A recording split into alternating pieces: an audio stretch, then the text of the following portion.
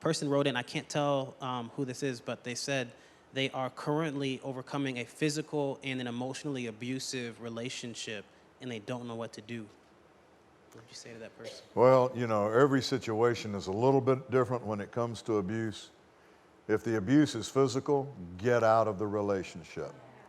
Get out now. Yeah. God doesn't, I mean, I've seen a lot of people think that, well, you know, if they're going to stand for their marriage and not go down the divorce path and they're going to make it work, then they've got to tolerate whatever comes and just suck it up. Yeah. Wrong. Wrong. If there's physical abuse involved, depending on how bad it was the first time, I'd give the person one chance and say, you know, I'm not going to live with this. You need to know that. And so this isn't going to happen again. And if it does happen again, get a restraining order and get out. Yeah. If you want to stay married, believe form from a distance. If it's happening in a marriage relationship, don't give an opportunity for it to continue.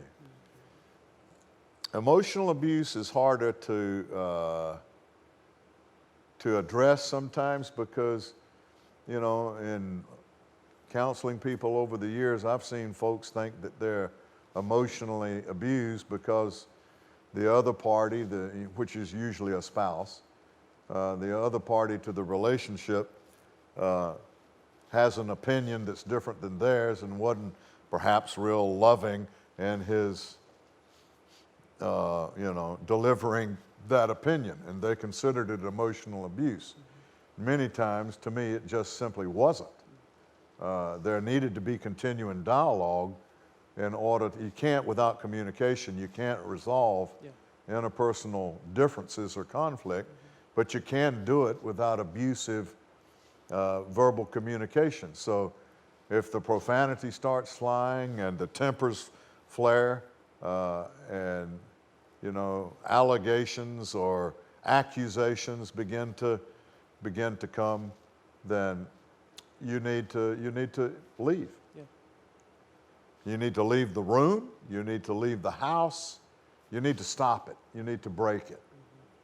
And the Word even tells us. It says, you know, if you're encountering someone that is creating divisions and offenses contrary to the doctrine you've learned, then mark them and avoid them.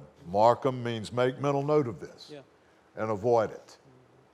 Now, sometimes if you're married to them or living with them, you know, they're part of your family, it's harder to avoid them. But there are ways you can avoid someone's hot button, a point of conflict. You can orient the relationship toward counsel, you know, someone to help get over this hump.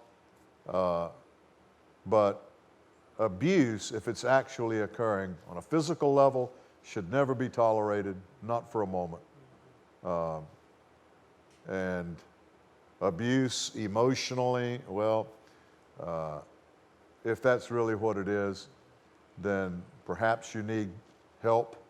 You need to go to church, get a counselor, get a pastor, somebody to sit down and begin helping the two parties come together without the profanity or without the anger controlling it.